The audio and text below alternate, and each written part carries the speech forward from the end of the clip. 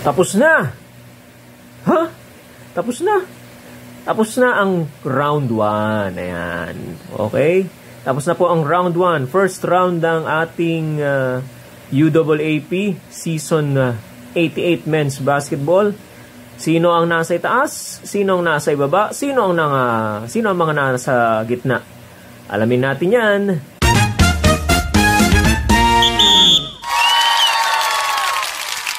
Magandang araw mga katokers, mga katokis, mga katoshis. Welcome na po sa ating panibagong vlog dito sa Talking Toshi Sports. At bigyan ko po kayo muli ng updates dito sa UAAP. Okay? Katulad ng aking nabanggit kanina, tapos na po ang first round ng Season 88 Men's Basketball. At ina-expect natin na papasok ang second round na babawi yung mga kupunan na hindi pinalad na manalo over sa kanilang mga kalaban o opponents. At alamin natin after the first round, okay? Bigyan natin ng tingnan natin, okay? Although hindi pa naman ito ang final four, okay?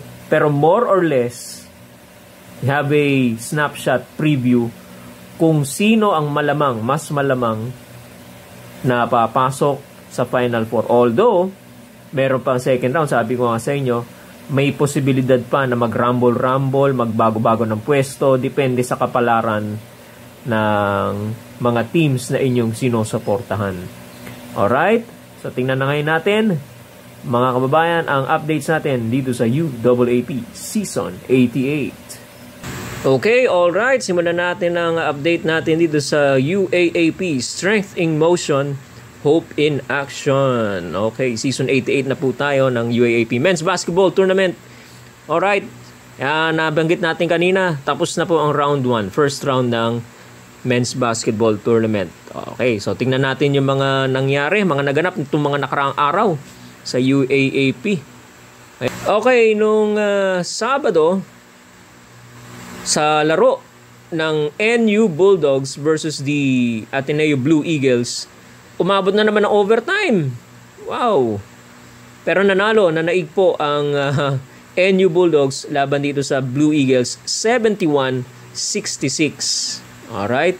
Ating best player dyan, lang iba kung dito si Paul Francisco, 13 points.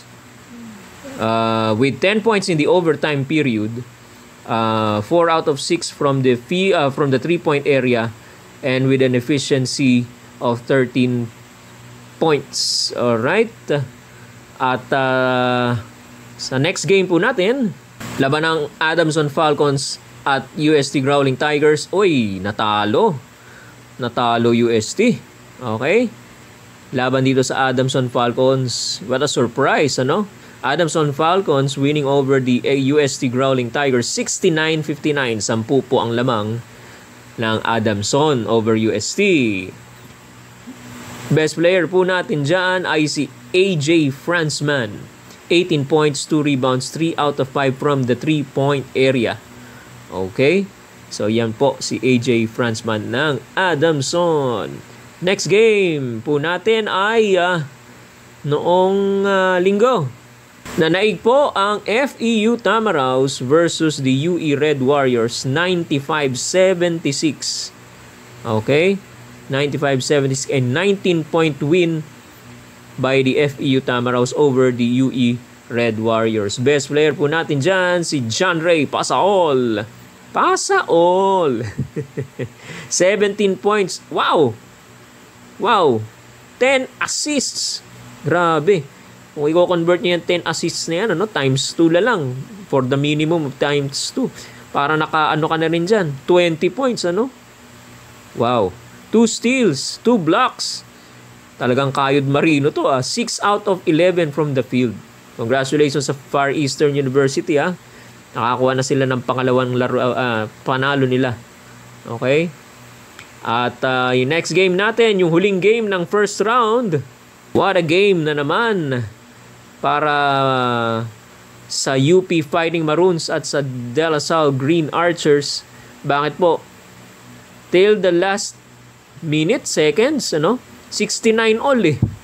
Okay, 72-69. Okay? 72-69. Okay?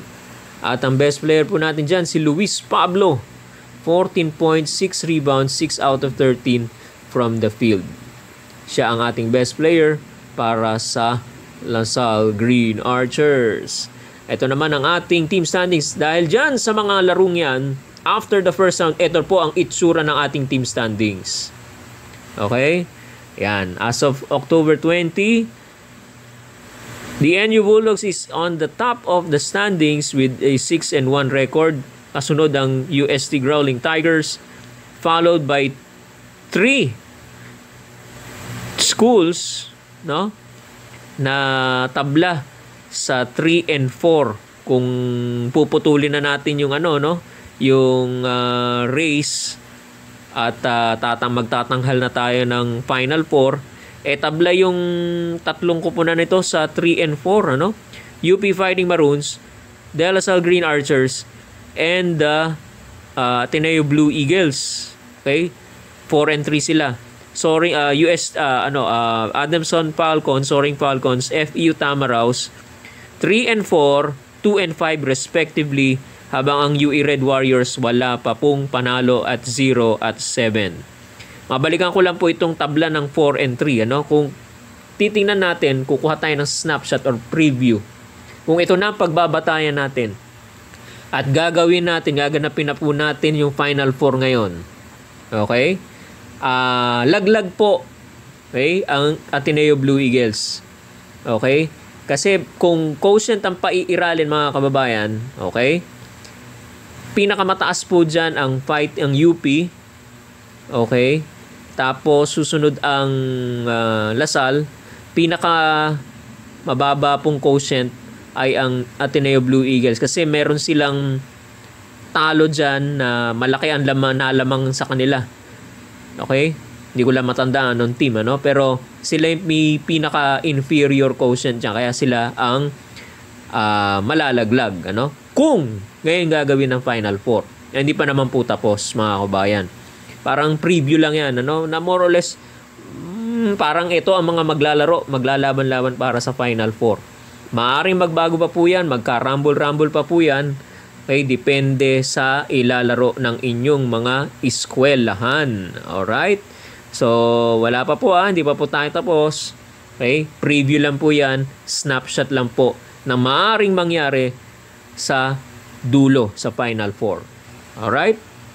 Ngayon natin ang wala pa pong schedule, mga bay. Abang-abang na lang po tayo, sa ating upcoming schedule sa second round. Kaya naman, inaanyayahan ko po kayo na tumutok na lang dito. Dito na tayo sa Talking Toshi Sports para sa mga updates po sa UAAP at sa iba't ibang uri pa ng sports. Alright? Sa mga bagong pasok at nanonood ngayong araw na ito, huwag niyo pong kalimutan mag-subscribe sa ating YouTube channel at i-like and follow ang ating Facebook page. Pareho pong pangalan, Talking Toshi Sports. Hanggang dito na lamang po ang ating updates. Hanggat sa muli po, maraming salamat po. Paalam. Bye-bye.